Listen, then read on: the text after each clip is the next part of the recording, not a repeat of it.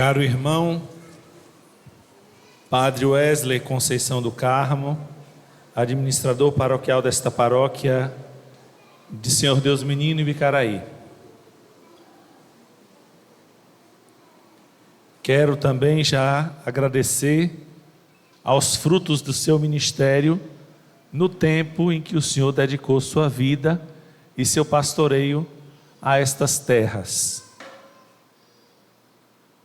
Cuidado com o templo, com o povo, toda a dinâmica com a pastoral da paróquia, em que o Senhor se esforçou e se esmerou para que a paróquia fosse esse lugar de atração para Jesus e de anunciação do Jesus. Então, quero agradecer ao Senhor por todo o seu trabalho e sua dedicação nestes 7 anos aqui em Ibicaraí. Que Deus lhe abençoe. O novenário é um tempo de graça para a paróquia, porque é um tempo em que a gente escolhe meditar algum tema que ou está no tempo da igreja, ou é um tema de importância para a própria comunidade. Nos últimos anos, as paróquias têm meditado nas festas do padroeiro temas ligados a alguma coisa que a igreja estava fazendo, ou em nível de Brasil, ou em nível mundial. Este ano nós estamos trabalhando o ano da oração para nos preparar para o jubileu da esperança. O jubileu, a cada 25 anos, nós celebramos o ano jubilar. É o mesmo que os judeus faziam antes de Jesus e fazem ainda a celebração do ano jubilar. É um ano de graça em que Deus derrama a sua bondade sobre o povo. E é claro que também o povo se compromete em fazer coisas para que as pessoas sintam a presença de Deus no meio do povo. Como, por exemplo, é o perdão.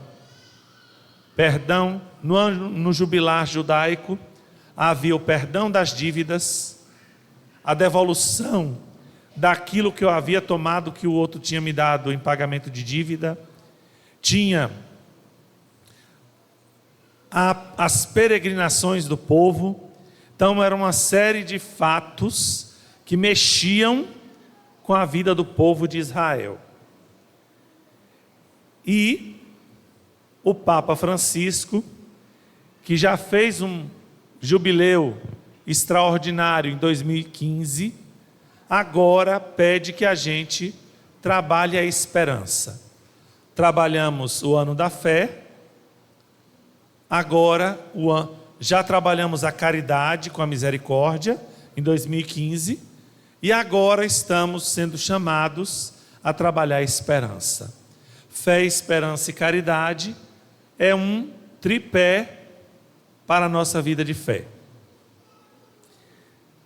A esperança é o que nos move a não desistirmos diante das dificuldades da caminhada. A gente enfrenta, percebe dificuldades na vida de família, na vida da comunidade, na vida da igreja, na sociedade de forma geral. E às vezes nós somos tentados a desistirmos da esperança. Sem esperança, a nossa fé vai murchando e morre. Porque a esperança dá vigor e força à fé. E às vezes a gente perde de vista a força da esperança na nossa vida. Então, nós estamos meditando neste ano da oração para nos fortalecermos, para vivermos o ano da esperança. E aí, a paróquia Senhor Deus Menino elegeu trabalhar as bem-aventuranças. É o discurso, o sermão da montanha. E me parece que pegaram a partir de Mateus. Pelas frases, né? Pegaram a partir de Mateus. Porque Mateus, Marcos e Lucas, todos têm o texto das bem-aventuranças. O de Mateus é um pouquinho maior, mas eles são muito parecidos, os três. E aí hoje, nós fomos chamados a meditar a promoção da paz. E olha o que a liturgia da palavra nos traz. Né? Na primeira leitura, a gente vai vendo a história de Davi, que está sendo perseguido pelo seu próprio filho. Se vocês continuarem vendo essa leitura, vão ver o choro de Davi quando Absalão morre. Um amigo do exército de Davi acha que Davi queria se livrar do filho, encontra Absalão e o enforca numa árvore. Quando Davi, passando com o exército, vê o filho enforcado, começa a chorar. E ele diz que prefere perder o trono, teria preferido perder o trono do que perder o filho, mesmo o filho tendo se rebelado contra ele. É uma passagem emocionante do livro de Samuel, quando Davi olha e chora e diz: ó meu filho Absalão, né? E ele chora pela perda do seu filho. Provavelmente vocês vão ver isso essa semana, se acompanharem todos os dias na novena. Então, na primeira leitura, a gente vê um contexto de batalha e de guerra.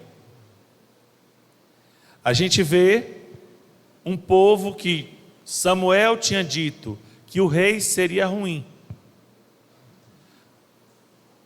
É para a gente ver que às vezes Deus concede o que a gente pede, mesmo não sendo o melhor, para a gente aprender a parar de ser teimoso. O povo queria um rei. E Deus disse: olha, o rei vai tirar as filhas deles para serem servas do palácio e concubinas. O rei vai tomar os filhos e os maridos para que eles sejam soldados. O rei vai cobrar impostos. O rei vai obrigá-los a trabalhar alguns dias por determinado tempo nas suas lavouras e suas plantações para a manutenção do reino. Samuel fez o quê? Avisou o povo: olha, o rei vai ser um peso para vocês. E o povo dizia: queremos um rei. Samuel foi para Deus e disse: Senhor, eles querem um rei. E aí, Yahvé disse para Samuel: Samuel, eles não estão contra você, eles estão contra mim, porque era para eu ser o rei deles. Deus quer ser o Senhor da nossa vida, o rei da nossa vida. A gente celebra Cristo Rei do Universo no final do ano, não é para fazer cantoria, fazer procissão, levantar os braços e cantar e louvar, não. É para a gente entender que Ele quer ser o Rei, o Senhor da nossa vida. E aí, mas aí Deus disse para Samuel: mas concede-lhes o que eles estão pedindo. Samuel voltou e falou de novo com o povo: olha, o rei vai fazer isso, isso e isso com vocês. O povo falou: nós queremos um rei. Aí Samuel: tá bom, escolheu um rei. Era para o rei Saul, forte, Saul foi escolhido, Deus querendo o bem do povo, só que Saul se deixou seduzir pelas tentações do poder e enlouqueceu. Traiu o Senhor. Depois veio o segundo rei, Davi, que é o rei do coração da Sagrada Escritura. Tantos salmos falando de Davi, né? Davi traiu Deus, porque Deus pediu a Davi para não fazer o recenseamento, não contar os homens para a guerra. Davi foi lá e contou os homens para a guerra. Depois, Davi não achou que estava bom ainda ter feito isso, foi lá, pegou a mulher do amigo que estava na guerra para ele, do soldado, e depois matou o amigo quando descobriu que a mulher estava grávida dele. Não vale nada esse Davi, igual a gente. A gente também não vale nada. A gente faz maldade o tempo todo. Por isso que a gente que é de igreja não pode julgar os outros. Porque a gente que ouve a palavra faz um bocado de coisa errada. Como é que a gente vai julgar os outros que não ouvem a palavra?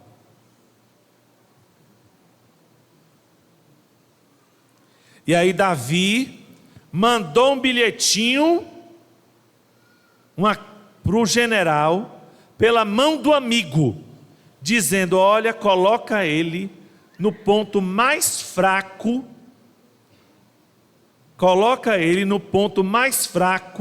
do exército nosso, e manda atacar o ponto mais forte do inimigo, para que o exército inimigo matasse o amigo dele. E matou o amigo dele. Depois, o terceiro rei, Salomão, que todo mundo só fala da sabedoria, né? Ninguém lembra a exploração nos impostos que Salomão fazia.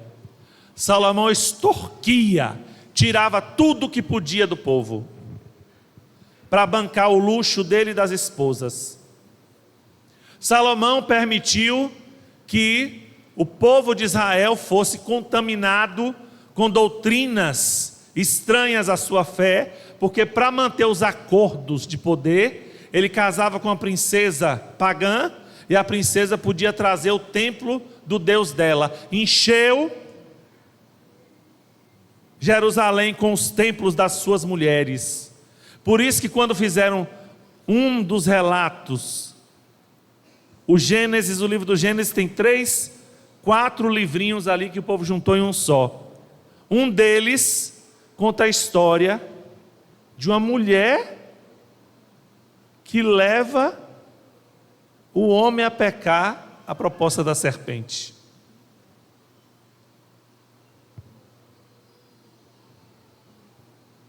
Mas isso eu vou deixar para depois vocês pedirem ao padre Wesley para explicar, porque senão demora tempo. O objetivo não é esse. Então o povo pediu o rei, Deus deu o rei. Disse a Davi: Davi, você foi meu ungido, e se seu filho construir, eu quero que uma casa seja construída para mim, e seu filho vai construir, e eu vou manter seu filho no trono. Quando Davi traiu Deus, ele disse: ó Davi, eu prometi que seu filho iria para o trono, seu filho vai para o trono, mas o filho do seu filho não mais vai sentar no meu trono. Depois de Salomão, se dividiu o reino de Israel em reino do norte e do sul. Então o povo pediu um rei, e Deus deu. E os reis de lá lascaram com o povo. E Deus permitiu, não é porque ele é ruim não, é porque a gente às vezes não quer ouvir os avisos da palavra de Deus. Então a gente precisa às vezes passar por uma purgação para a gente compreender. Quando o povo foi para a Babilônia, na escravidão, dizia: o Senhor, nosso Deus, nos abandonou. Isaías disse: não, vocês que abandonaram Deus. Por isso que vocês estão aqui no cativeiro. Então o mundo está do jeito que está, porque nós, seres humanos, permitimos que ele chegasse onde ele chegou. Então a promoção da paz, felizes os que promovem a paz, a promoção da paz é um dever de todos nós. E aí passa, porque o mundo está do jeito que está, porque o ser humano fez escolhas pelo pecado, que desviaram o mundo do projeto de Deus. Então nós precisamos consertar o mundo, porque Deus não vai passar por cima da nossa vontade para consertar o mundo em nosso lugar. Ele vai nos ajudar, mas quem tem que consertar as besteiras que a gente fez na criação que Deus nos deu, somos nós. Então a gente precisa promover o reinado de Deus. E a promoção do reinado de Deus acontece na tentativa nossa de viver a santidade. E uma das formas de viver essa santidade é a promoção da paz. É a promoção da paz. E aí, a gente precisa entender por que é que lá na oração do ato penitencial diz: por pensamentos, palavras, atos e omissões. Se eu finjo que sou bonzinho, vejo o mal acontecer e não faço nada contra aquele mal, eu estou pecando.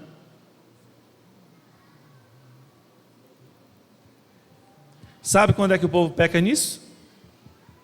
Quando tem os cargos no poder público, que vê desvio e roubalheira e fica quieto. É pecado por omissão. Quando eu vejo colegas na escola que não trabalham, que não são professores, que fingem que dão aula, e eu não chamo nenhum colega desse para corrigi-lo. Se eu sou cristão, vejo um colega meu destruindo o futuro de uma criança, porque ele não quis dar aula, porque ele está vagabundando na escola, eu estou falando do que eu sei. Mãe professora, tias professoras, irmã professora. Então, quando eu vejo isso e não falo nada, eu pequei por omissão. E se eu tenho um cargo, é diferente. Você que já foi diretora. Porque se a diretora não corrige, é pecado por ação. Porque é a obrigação da diretora, do seu cargo, corrigir. Mas muitas, por politicagem, não chamam a atenção de quem está errado. A mesma coisa com a agente de saúde. Agente de saúde que não visita os seus, a sua área. Antigamente eram 150 famílias, não sei se está ainda isso hoje. Tem agente de saúde que só chega no fim. Lá em Canaveiras acontece isso, eu não sei Bicaraí. Tem agente de saúde que não visita o seu povo. Antigamente tinha uma pranchetinha que assinava do lado. chegava às vezes na janela da velhinha e dizia: assina aqui, minha véia, e nem tinha ido lá. Hoje em dia eles têm lá tem um tablet, que você bota um código, uma senha, e clica que fez a visita. Como é que alguém é católico e comunga toda a missa e não faz as suas visitas? Lá em Canaveiras, um dia eu perguntei a Selma. Selma, eu estou falando o nome porque ele conhece ela. Falei: Selma, você visita seu povo? Visito. Porque, Selma, tu não me faz passar vergonha, porque tu é de igreja, é salmista, presidente da Legião de Maria, e se tu estiver me fazendo passar vergonha sem visitar teus doentes, não, padre, pode confiar que eu visito. Porque às vezes é horrível, a gente que é padre passa vexame. O povo acha que a gente só passa vexame por escândalos sexuais. A gente passa vexame porque essas coisas escandalizam, né? Não cabe a alguém que quer promover a paz não cumprir o seu dever. E aqui eu poderia dar exemplo de vários. A costureira que pede mais material do que vai usar.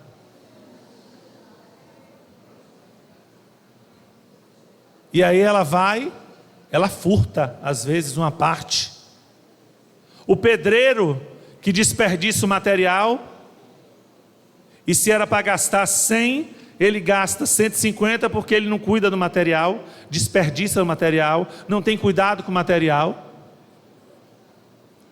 Em toda profissão a gente tem, né?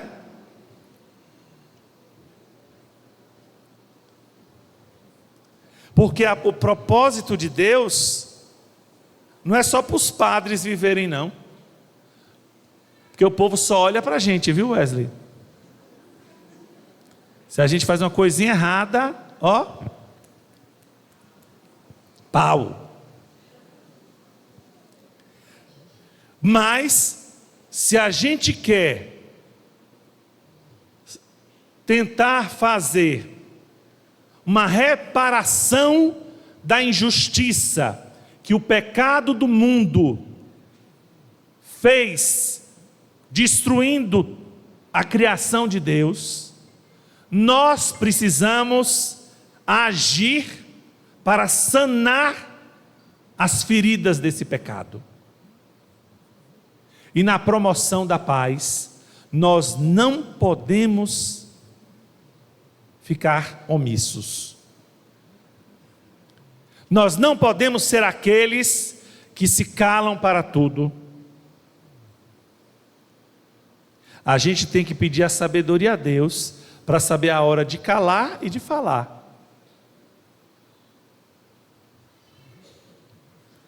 Mas às vezes a gente se preocupa mais com os nossos interesses do que com a nossa missão. Aí cria um problema que gera o pecado.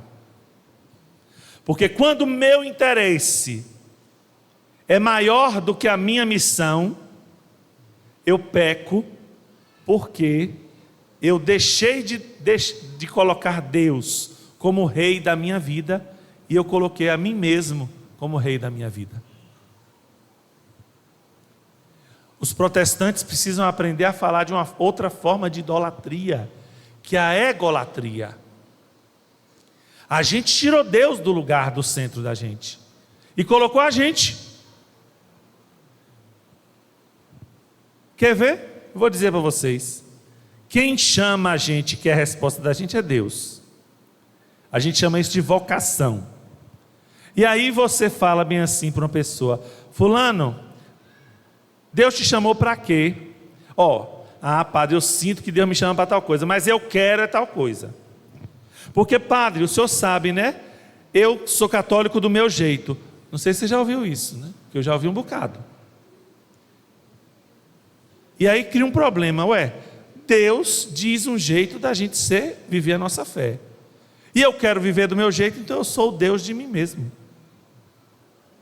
Se eu apresento a medida para viver a minha fé, eu que sou Deus. Porque a medida não é dada por mim, é dada pelo Deus que Jesus apresenta. Então, se eu sirvo ao Deus apresentado por Jesus, a medida para viver a minha fé é dada por Ele, não é por mim. Eu me torno um usurpador, tomando o lugar que não é meu e que é de Deus, me colocando no lugar dele, quando eu digo, eu vivo a minha fé do meu jeito. Então, quem te dá o jeito de viver a fé não é Deus, é você. E aí, se eu quero promover a paz, não pode ser a paz do meu jeito, tem que ser a paz de Deus, porque a paz do meu jeito, às vezes é injusta. A paz do meu jeito sempre tem os grupinhos de privilegiados, porque somos humanos, a gente não ama todo mundo igual, nós temos os nossos preferidos. O pai e a mãe vivem dizendo que ama todo filho igual, mas ele ama, mas ele trata diferente os filhos. Não trata todo filho igual. Tem um que ele confia mais, tem outro que é meio destrambelhado, que ele confia menos. Quando tem problema, às vezes chama só aquele filho, e aquele filho se lasca para resolver. Então não vem me dizer que ama do mesmo jeito. Não, pode amar, mas o tratamento é diferente de um filho para o outro. As mães nunca vão admitir isso. Se for sair daqui e perguntar, elas vão dizer, amo todo mundo igual. Mas pergunta, quando cai doente, é todo mundo que ela chama? Já pega ela na mentira logo aí. Quando tem que ir para o médico, é todo mundo que ela chama? Vocês observem isso. É? O padre Wesley está rindo, né? Porque é o preferido de Dona Maria. Ele é o queridinho da mãe dele. Então, a gente precisa, por isso que a paz não pode ser nossa. Porque quando é nossa, a gente quer puxar a sardinha para os nossos interesses. Por isso tem que ser a paz de Deus. Porque Jesus fala, quando o homem diz, mestre, bom mestre, ele diz o quê? Olha, apenas Deus é bom. Jesus deixa claro que a medida da bondade para nós, que cremos nele, tem que estar em Deus. Por isso que a gente não pode ser a nossa paz, tem que ser a paz de Deus. Padre, e o que é a paz de Deus? Não está aqui no tema. É outro momento que é essa paz de Deus. Pede ao padre Wesley depois, para trabalhar o que é a paz de Deus. Já teve uma campanha da fraternidade que trabalhou isso, sobre a paz. E é essa paz de Deus que a gente precisa perseguir e tentar implantar. E nós temos uma coisa interessante. O patrono desta paróquia é uma das 3 pessoas da Santíssima Trindade. É o Filho de Deus. A responsabilidade por alguém que é de uma das 3 das paróquias que trabalha, o Pai Eterno, Menino Jesus, Espírito Santo, é porque nós não temos as figuras humanas como testemunhas.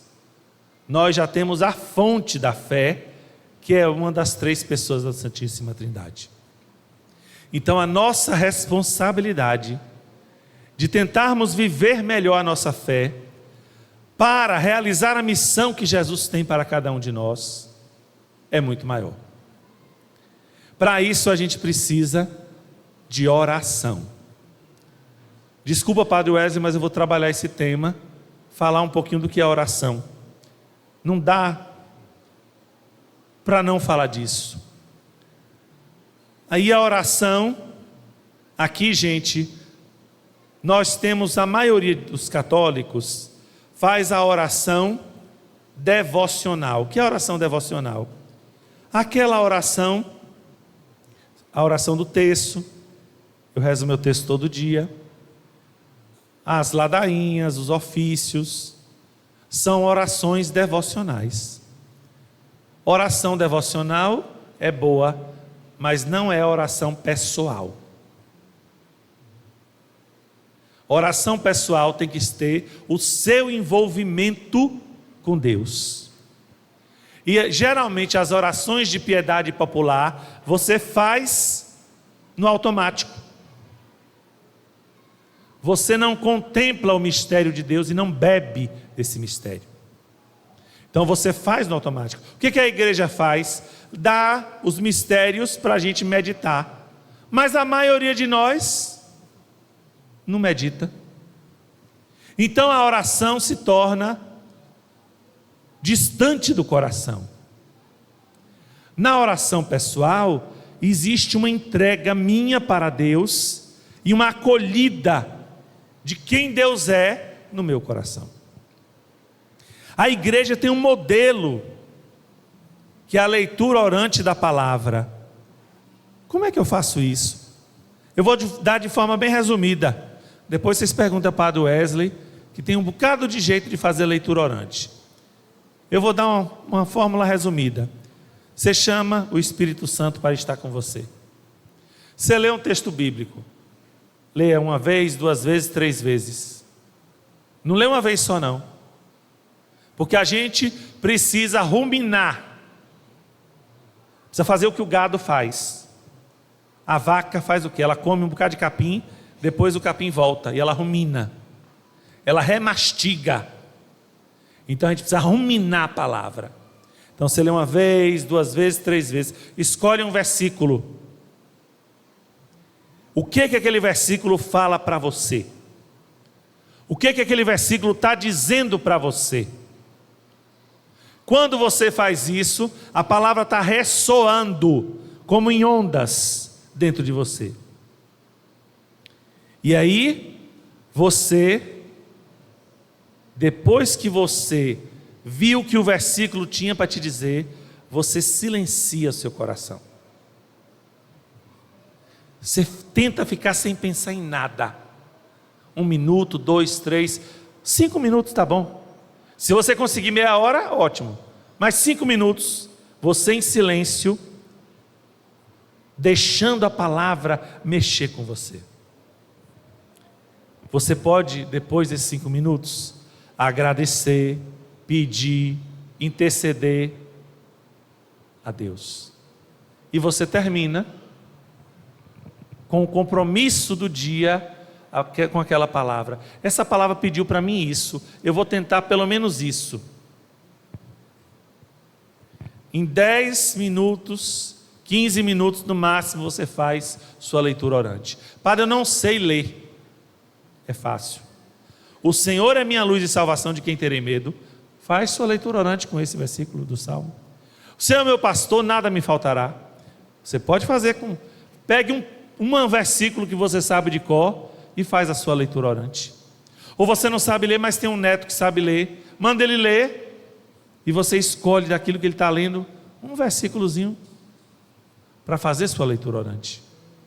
Quando a gente tem boa... E vocês vão perceber que Deus vai falar no coração de vocês, porque Deus não ficou mudo. Nós é que perdemos a nossa costume, o nosso hábito de fazer como o jovem Samuel, e que Eli ensinou: Samuel, Samuel, sim Eli. Samuel, Samuel, sim Eli. Samuel, Samuel. Samuel, quando você ouvir a voz, diga: fala, Senhor, que o teu servo escuta. Samuel encontrou alguém que o ensinou a ouvir Deus. Nós precisamos criar o costume de nós ouvirmos Deus na nossa oração. E aí a gente vai percebendo o desejo de Deus para nós, e a gente, mesmo sem falar o nome paz, a gente vai ser promotor da paz, porque quem é de Deus de verdade, tenta promover a paz. Porque quem causa o distúrbio, o desequilíbrio, a divisão, é o diabo. Não é Deus. Quem é de Deus é da luz, da paz, da misericórdia, da mansidão, da luta pela justiça, como a gente vê com as bem-aventuranças. E aí a gente vai deixando Deus tomar conta de nós, e é um processo que sabe quando é que vai terminar? Quando você estiver morto. Porque enquanto você estiver vivo, você vai lutar contra o pecado. Quando é mais novo, luta contra os hormônios, o pecado da fornicação, do furto, porque quando o ser humano está mais novo, ele quer o prazer. Aí quando chega na mais idade, é no pecado do testemunho, com a murmuração. Quantos de vocês mais novos não já viram a avó de vocês murmurando no pé do fogão, por causa de um erro de um filho, de um neto? Ou na maledicência, que viu uma coisa e corre para o filho para contar o que a nora fez de errado. Maledicência, falar do pecado dos outros. E que liga a família inteira para contar. Ou vocês nunca viram isso? Eu já vi muitas santas senhoras que, se for medir a língua, né? Por isso que eu digo, não me venha botando cabelo branco como modelo de santidade. Tem muito satanás de cabelo branco, que faz fofoca, que faz intriga, tenta separar os filhos, não respeita o casamento dos filhos, e depois banca de santa na igreja, ainda entorta o pescoço, né? Então, a gente só termina, a obra de Deus só termina quando a gente morre. João Paulo II falou isso. Disseram para ele: santo. Ele disse: não, enquanto eu estiver vivo, o pecado me ameaça. Depois que eu morrer, podem escrever santo, porque depois que eu morrer, eu estarei em Deus. João Paulo II, que hoje é São João Paulo II. Então a gente precisa fazer esse movimento de se aproximar de Deus e se acostumar a ouvir Deus, que Ele quer falar com o seu povo. Ele fala com a gente na hora da oração. Porque quando nós nos abrimos para Deus, a gente acaba promovendo a paz, mesmo sem falar da paz. Porque a gente passa a ser mais paciente, mais misericordioso. A gente passa a ser mais tolerante. A gente aprende a discordar sem odiar. Porque o cristão pode discordar de quem pensa, quem acredita diferente, mas não pode odiar. Isso é paz, mesmo sem falar de paz. Que vocês desta paróquia do Senhor Deus Menino consigam, na caminhada com Ele, fazer esse trajeto que nos leva de volta para o céu, que é a nossa pátria. Louvado seja nosso Senhor Jesus Cristo. Para sempre seja louvado.